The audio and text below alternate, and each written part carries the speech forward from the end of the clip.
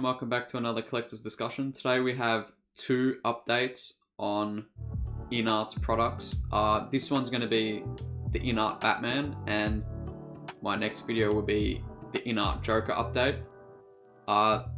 This has pretty much been going an ongoing war, I would say, to the Batman property with InArt and Hot Toys.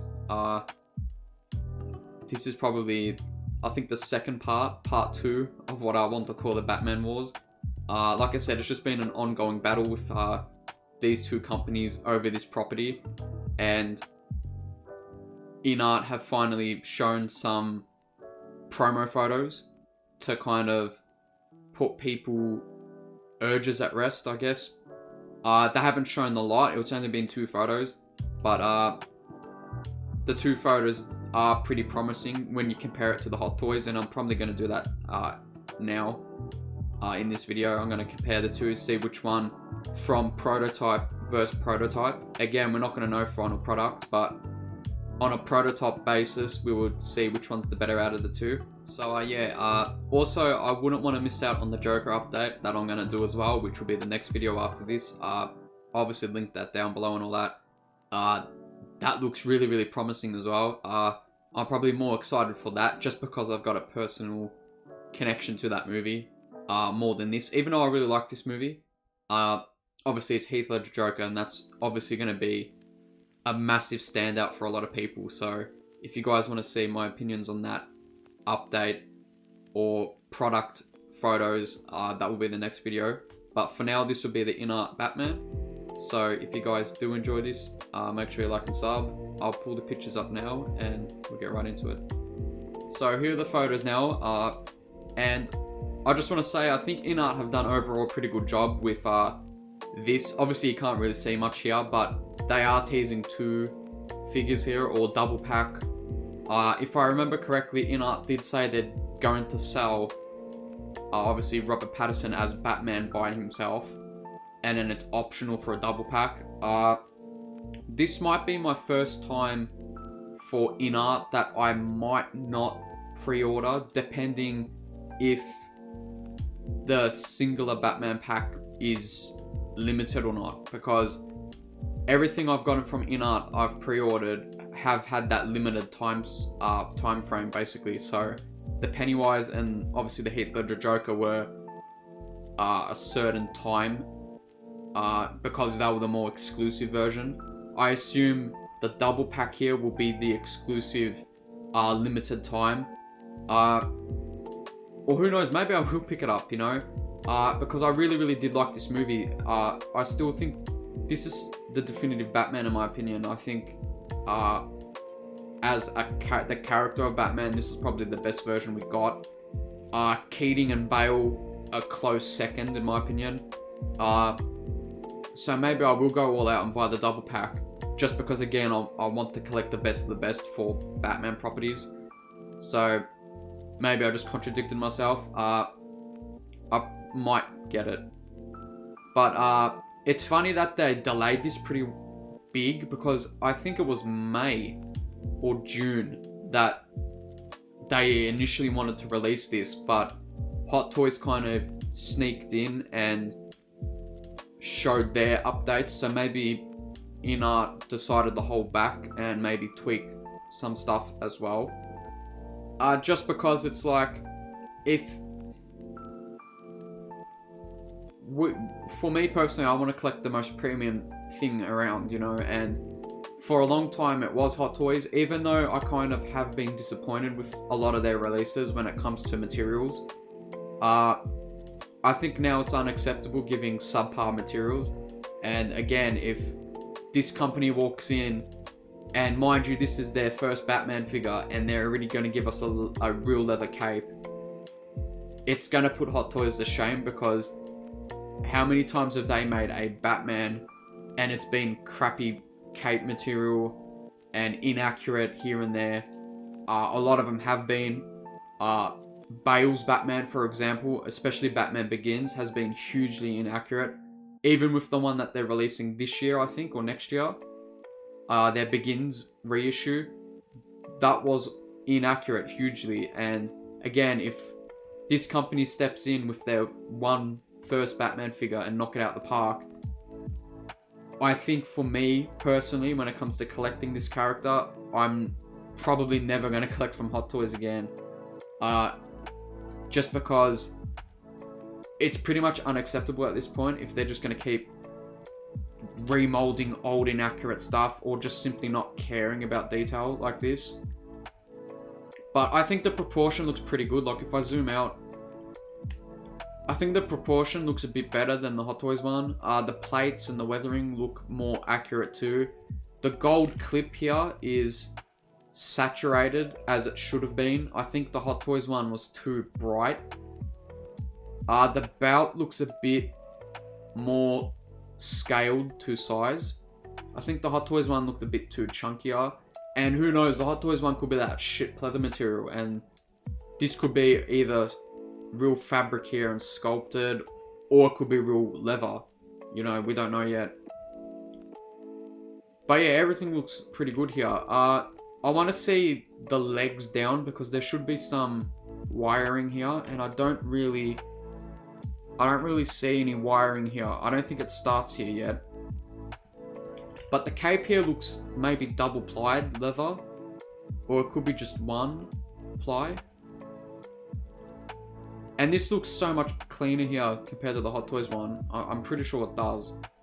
I think the Hot Toys one looks a bit messy here with the cape. I assume this will be detachable and magnetized like the Hot Toys one.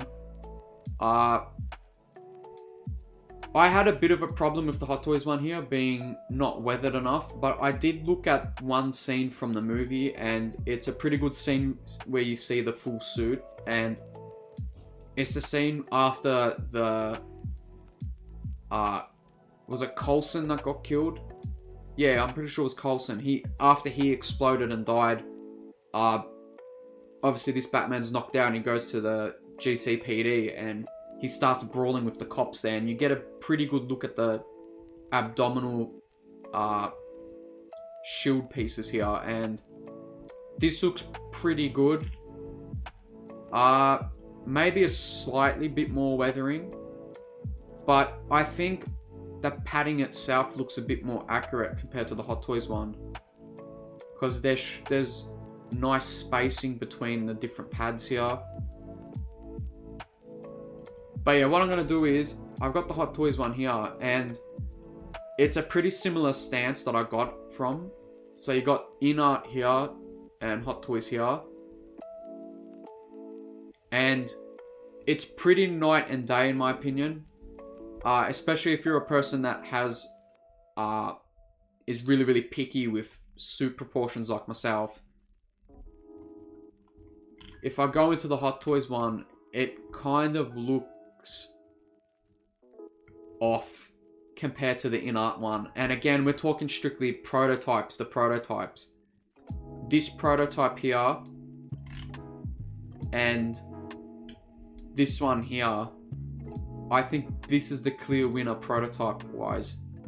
But again, they both might end up different when we get it in hand. But again, I'm judging strictly on prototype here. Like the padding and the chest armor looks completely off here. The proportion, especially here, looks weird.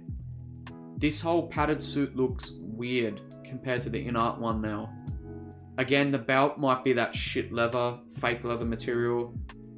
The cape doesn't look as good as the InArt one. Again, this is going to be that fake crap material. Here again, here looks off now. And also, I think the actual faceplate looks a touch bit off on this one compared to that InArt one. Like if I go back to this one, I think I see Patterson a bit more in this. And I think the cowl looks a bit more proportionate. This one looked, the Hot Toys one looks a bit more like helmet instead of cowl. Or maybe it's just my eyes or the angling. But something does look off now seeing this. Like when I first saw this, and obviously this is the latest update there, and they got it there. when I saw this one for my other video, I thought this was really, really nice of an update. I still thought the proportion was a slightly inaccurate and something here was odd and off. But looking at this one now compared to the InArt, this looks, again, it's like what I've been saying, this looks like a just passable version, where InArt is pretty much screen accurate from the looks of it. And this has obviously got the detachable batarang or batter knife, whatever you want to call it, for this movie. I'm sure InArt will do the same thing. Again, the clip here is too bright. Again, it's a minor thing, but for me, I saw that and I'm like, that's way too bright. It looks like the shoulder pads and also the chest piece here is a bit better. Yeah, it's actually way better here. It's way more proportionate and it's more flush here. But yeah, overall I'm pretty impressed with this, and it makes me more excited for InArt's future to see what else they make. A lot of people are saying that they're only doing what Hot Toys are doing, and yes, they are. But again, the way I see it is, especially now, this is a far superior version to a Hot Toys. Again, if you're around the statue company, you would know that one company doesn't just make one property. Like Prime 1 has made a Batman, this Batman, J&D have, Queen have for their larger scales. So I think it's kind of a bad argument to now complain that InArt are just doing what Hot Toys are doing. It's like, no, they're going to do what's popular. And obviously this movie was pretty good and popular, so they're going to do that. And if they're going to do it better than Hot Toys, then why not? You know, like I said, I will do a fair comparison, and we'll compare and do a singular review on both the Hot Toys and InArt version of this character. But I will say, from prototype versus prototype, this here is clearly a more accurate piece. And when this eventually goes up for pre-order and I see on the listing real leather cape, and I see the Hot Toys one and it's fake leather, it's like, for future releases of these characters, why would I ever purchase a Hot Toys one at that point, when these guys are going to give you real material that won't disintegrate over time? But yeah, that's pretty much it for this video. Again, look out for my InArt Joker. They've done some product review of the head sculpt and some accessories and all that. That will be the video coming up after this. So look out for that one. But anyway, if you did enjoy this, make sure you like and sub, and I'll see you in the next one.